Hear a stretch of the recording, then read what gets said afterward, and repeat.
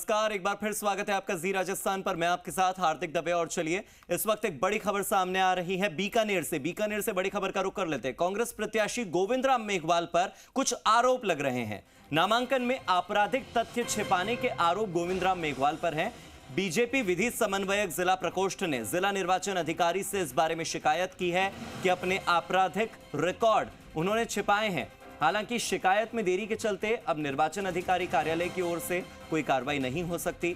नामांकन समीक्षा 3 बजे तक शिकायत का समय था और 3 बजे तक शिकायत के समय में इस बारे में कोई शिकायत नहीं मिली, तो ऐसे में लेट हो जाने के बाद अब इसमें कोई कार्रवाई नहीं हो सकती।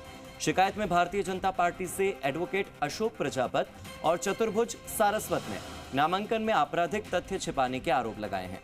फिलहाल इस शिकायत पर प्रत्याशी का बयान आना बाकी है। अब तक गोविंद राम मेघवाल का पक्ष सामने नहीं आया है। वहीं बीजेपी इस मामले को उच्च स्तर पर लेकर जाने की तैयारी में है। यानी हो सकता है कि भारतीय जनता पार्टी की ओर से इस मुद्दे को उच्च स्तर तक उठाया जाए। मेरे साथ मेरे सहयोगी रौनक व्यास जुड़ गए। सीधे रौनक का रुख कर लेते हैं। रौनक, पहले तो ये बताइए कि जो शिकायत की गई है उस शिकायत में लिखा क्या क्या है। दूसरा ये बताइए कि देरी क्यों हो गई, ऐसा क्या समय क्या रखा गया था और फिर कितनी देरी हुई जिस वजह से अब इस पर एक्शन नहीं हो सकता। जी बिल्कुल, देखिए हार्दिक जानकारी दे दूं, लोकसभा चुनाव है और चुनाव के बीच नामांकन की प्रक्रिया क्योंकि तमाम पार्टियों द्वारा कर ली गई है। हालांकि इस नामांकन के बाद ये शिकायत जो है बीजेपी जो विधि समन्वयक प्रकोष्ठ है उसके द्वारा की गई है। उसमें साफ तौर पर यह कहा गया है कि जो कांग्रेस के प्रत्याशी गोविंद राम मेघवाल उन्होंने तथ्य छुपाए अपने आपराधिक रिकॉर्ड में। जो नामांकन में जो ब्यूरो देना होता है उसमें कहीं ना कहीं तथ्य छुपाए गए हैं और उस पर कहीं ना कहीं संज्ञान लेते हुए बीजेपी ने शिकायत जो निर्वाचन अधिकारी से की है।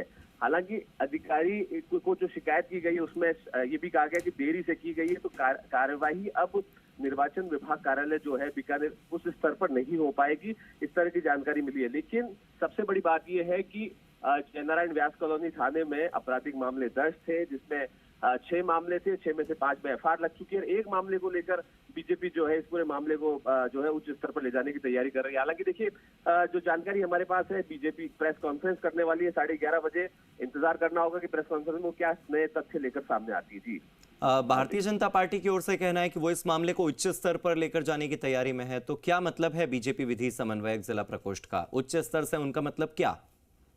देखिए, 2 तरह की बात है। एक राजनीतिक तौर पर वो इस पूरे मामले को उठाने की तैयारी में है। दूसरी तरफ बात करें, शायद कोर्ट का भी सहारा वो ले सकते हैं, क्योंकि अब निर्वाचन विभाग जो कार्यालय है बीकानेर का, वहां पर क्योंकि 3 बजे तक कल शिकायत होनी थी, शिकायत देरी से की गई है। ऐसे में जो बीकानेर निर्वाचन अधिकारी है उस आधार पर अब कार्रवाई नहीं की जा सकती।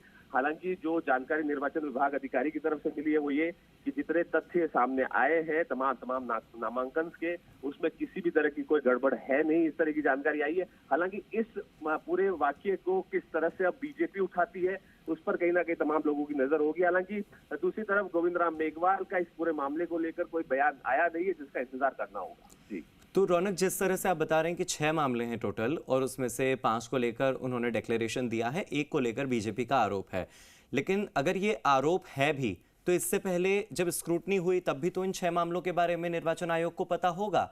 उन्होंने भी तो पुलिस के साथ वेरीफाई किया होगा कि ये 6 मामले हैं कि 5 मामले हैं, किस मामले में क्या स्टेटस रिपोर्ट लगाई है, सच बोला है, झूठ बोला है। स्क्रूटनी के दौरान यही तो चेक किया गया होगा ना।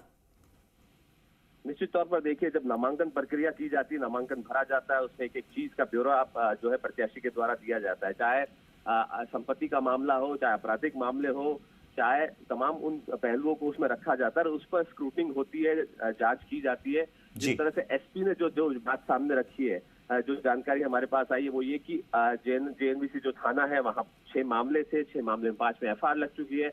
6 जो है कोर्ट में, 6ठा केस जो है कोर्ट के अधीन है, इस तरह की जानकारी जो मिल रही है। हालांकि देखिए, इस पूरे मामले को लेकर पॉलिटिकल जो ड्रामा है वो अब शुरू हो गया है, क्योंकि बीजेपी ने जिस तरह से अब प्रेस कॉन्फ्रेंस बुलाई है उसमें कहीं ना कहीं कुछ नए तथ्य सामने रखने की बात भी सामने आ रही है। हालांकि इंतजार करना होगा कि बीजेपी अब इस पूरे मामले को किस तरह से आगे लेती है। जी, ठीक है, बहुत बहुत शुक्रिया मेरे साथ जुड़ने के लिए और इन तमाम जानकारियों के लिए रौनक।